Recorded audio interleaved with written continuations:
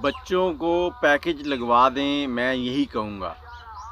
अस्सलाम वालेकुम। जैसा कि गर्मी की जो शिद्दत है बहुत ज़्यादा हो चुकी है, तो इस गर्मी में कैसे बचा जाए।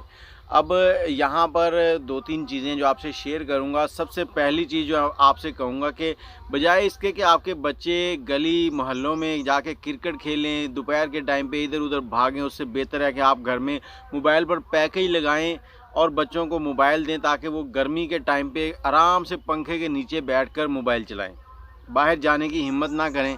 और उसके बाद जो बुज़ुर्ग हैं उनको बाहर निकलने से रोकें। जो जानवर आपने रखे हुए हैं उनको भी दिन में 2-3 बार पानी पिलाएं। और अगर आपके इलाके में कोई सब्ज़ी वाले आते हैं, कोई पापड़ बेचने वाला आता है, कोई कुल्फ़ियाँ बेचने वाला आता है, तो उनसे भी पानी ज़रूर पूछ लिया करें, क्योंकि इतनी गर्मी है। वो बेचारे गर्मी में सिर्फ बच्चों का पेट पालने के लिए ये सारे मामलात कर रहे होते हैं, और इसी गर्मी की वजह से कई बार लोगों की मौत हो जाती है। अब जो गर्मी है उसकी शिद्दत इतनी है कि वो डायरेक्ट सर के ऊपर लगती है, और आपने देखा होगा बुढ़ापे में बाल जो हैं वो सफ़ेद हो जाते हैं। उसकी वजह भी यही है कि सफ़ेद रंग जो है वो रोशनी को वापस करता है, और जो ब्लैक रंग है ये रोशनी को जज़ब करता है। अब हम लोग शोखियाँ मारने के चक्कर में ना तो कोई कपड़ा सर पे रखते हैं ना कुछ, और हमने अगर पेशाब करने भी जाना है तो वो सीधा मोटरसाइकिल पे बैठते हैं, 2 किलोमीटर का सफ़र करते हैं धूप के अंदर, और कहीं घूम के भी आते हैं, फिर पेशाब भी करके आते हैं। बजाय इसके कि घर में रहें, इस तरह के मामलात नहीं हैं। घर से निकलना है तो घर से निकलते वक्त बिल्कुल एहतियात करें, और सर पे चादर रखें, और दिन में बार बार पानी पिएं। और पानी की जगह अगर आप नींबू पानी पिएं तो वो बेहतरीन है। पुराने वक्तों में आपने देखा होगा कि लोगों को ना तो गुर्दों में पथरियाँ होती थी और ना ही वो बीमार होते थे जल्दी।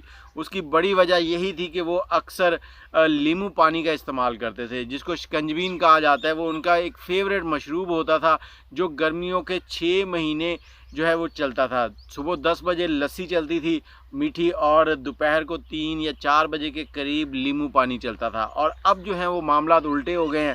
अब बच्चे 10 बजे उठते हैं, 10 बजे उठ के नाश्ता करेंगे और 3 बजे चाय पियेंगे, जो कि पानी की मिकदार हमारे जिस्म को चाहिए होती है वो पूरी नहीं होती। और धूप में जब हम निकलते हैं, डायरेक्ट सर के ऊपर धूप लगती है, जो दिमाग के अंदर पानी होता है जब वो गर्म हो जाए ना अगर, तो समझे आपकी डायरेक्ट उसी वक्त मौत हो जाती है। हीट स्ट्रोक होती है।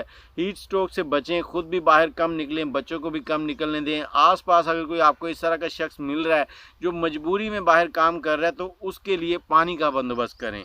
और जो ज़िम्मेदार हजरात हैं, अगर वो खेतों में पानी लगा रहे हैं तो कोशिश करें कि रात के वक्त पानी लगाएं, अगर वो ट्यूबवेल चलाते हैं तो।